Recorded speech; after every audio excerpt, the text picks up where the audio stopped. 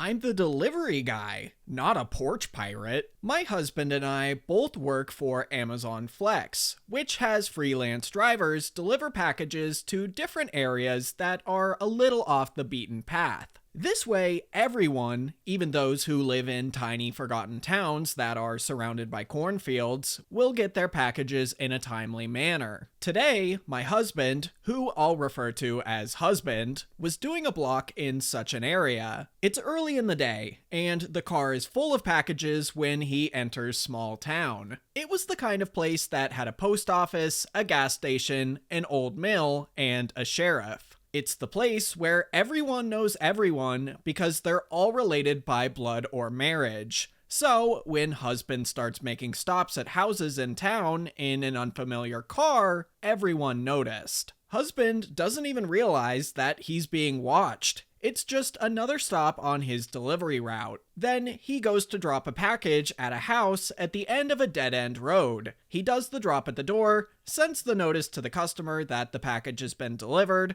and gets back in the car to go to the next stop. Except, the road is now being blocked by a sheriff's car. Husband stops, and the sheriff approaches him, telling him that he had received some calls about him. A suspicious man that was going from house to house and had packages in his vehicle. Husband gives him his ID and tells him, "I work for Amazon. I just delivered a package to that house back there. These other packages are for other customers." Sheriff takes a look at husband's ID, then his phone to take a look at the app. Then, Sheriff looks at his own phone before going to the house husband just left to see if the package was there. Sheriff then looks past husband and sees someone watching them. Husband described the look Sheriff gave the person as a mix of course, and "are you effing with me?" Sheriff then tells husband that he had been accused of being a porch pirate before stomping past husband to scream at the person watching them. Sheriff apparently not only knew the person who called to report husband as a porch pirate, but the delivery husband had just done was to the sheriff at his house. Sheriff went off on the nosy neighbor about "don't you have anything better to do, wasting police time," and how, yes, he was sure that husband was telling the truth,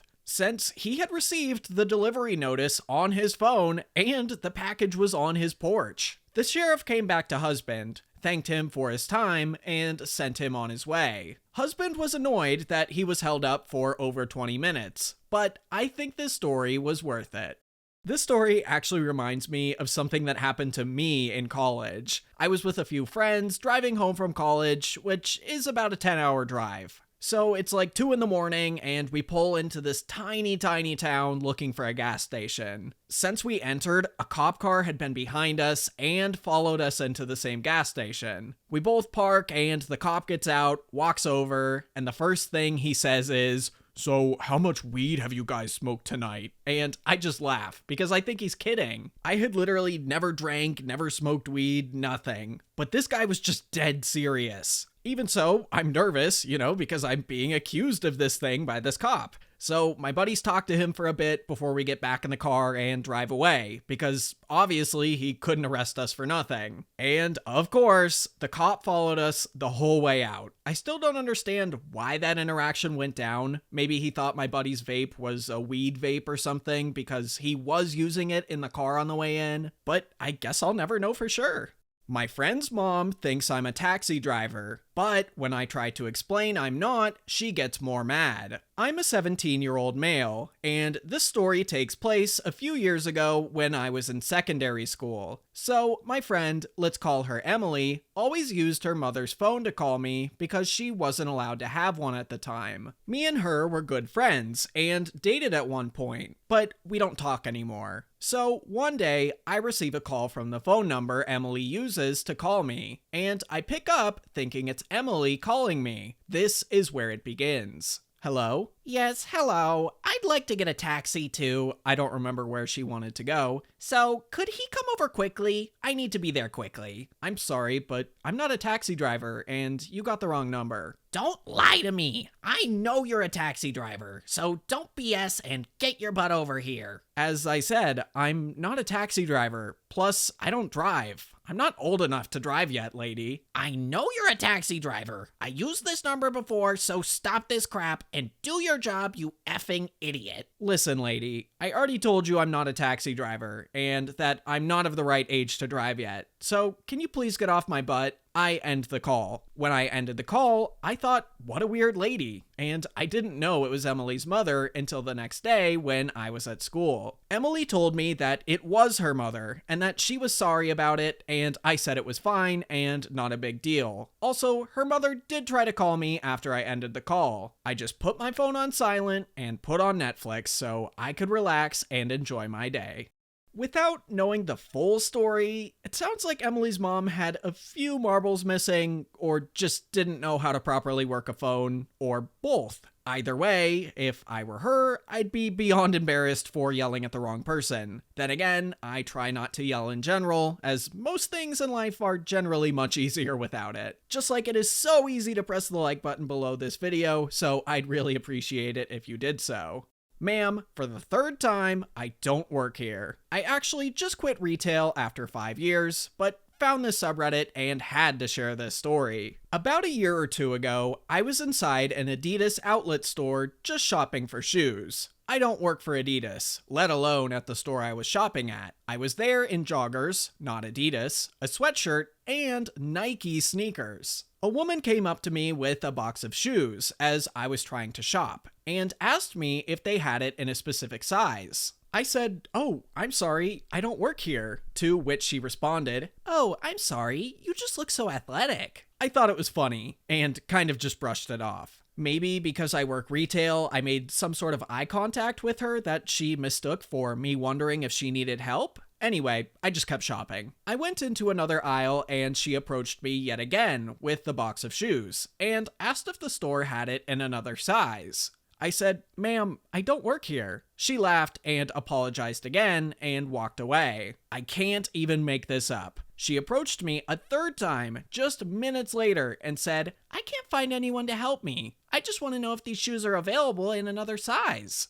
I was a little annoyed and told her I would like some space and that she should find an associate. She just kept standing there looking at me, and I ended up walking up to the cashier and asking them to find someone so I could shop in peace. Truly, I'm not sure why she was so fixated on me helping her, but I haven't been back to that Adidas since. Edit. There's a few people saying that she was hitting on me. I was a 19 to 20-year-old girl at the time, and this was an older woman, probably in her late 40s. I think she was commenting on my outfit being athletic rather than me, based on the context. Well, that would be flattering. I just don't think that was the case. By calling me athletic, I think she was explaining her logic in approaching me.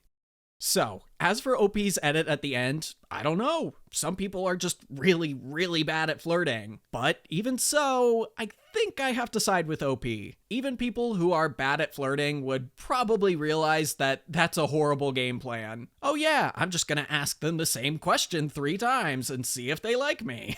I'm technically on the clock, just not for here. Had a run-in with a Karen before COVID that thought I was an employee of a sandwich shop while I was waiting in line. For context, I worked going door to door for a utility company at the time with a team of 5. We all dress the same in black with our company logos, and in bad weather, we have very warm matching raincoats, also with the logo. We also have badges with our names on them, and the company's info, so people know we aren't just random grifters. On this particular day in my area, there was a downpour so bad that it was one of the only 2 times in 4 years that our leadership decided to pull us out of the field. As this is rare, we don't really have a protocol in place, and we get told to hunker down nearby with the company van to see if it gets better before they send us home for the day or back out. Due to this, we decide to check out a small sandwich shop one of the guys swears is the best in the area. All of us being wet and hungry think this sounds great and head right on over to get some food while still on the clock and getting paid till we hear back. The place is small, but looks decent. It's also part convenience store. They don't have a counter you order at, but an employee that walks around and takes orders. And with someone already talking to him, I know it's going to be a minute until all 5 of us get our orders in. So I elect to go last and check around the store as I'm in no hurry. After looking around, I see my coworkers have all had their orders in, so I go up to do mine. Due to this, my order is done last and has a bit of a delay. My 4 coworkers are all sitting down and starting to eat at this point while I wait for my sandwich, when an older lady walks up to me and starts saying a sandwich order without as much as a hello. I cut her off to say, "Oh, I don't work here," to which I get the confusing reply, "So you're working, you just don't work here?"